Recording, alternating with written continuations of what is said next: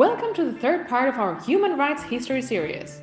So far, we have covered everything from Persian kings to Mahatma Gandhi. So, if you haven't watched parts 1 and 2 yet, you totally should. Let us continue our fascinating journey of human rights. Well, as we have learned from the first videos, lots of different events and documents from all over the world have played important roles in the rights we know and cherish today. However, it was after the Second World War that things really took the shape of what we recognize today. Let's take a look at why. The year is 1945. The Second World War has just ended. The world is chaos. Cities left in ruins, families grieving the loss of their loved ones, people left with nothing. How would the world recover? And more importantly, how would they ensure that nothing similar would happen again? These questions would essentially lead to the founding of the United Nations.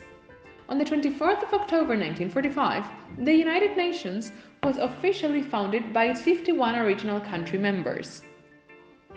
With the Second World War fresh in mind, the United Nations started creating the Universal Declaration of Human Rights, and in 1948 it was finished.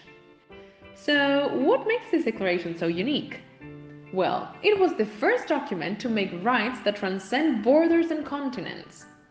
They apply to every single human in the world without discrimination. That is because the only criteria for human rights is being a human being. The Declaration consists of 30 articles, each stating a basic right.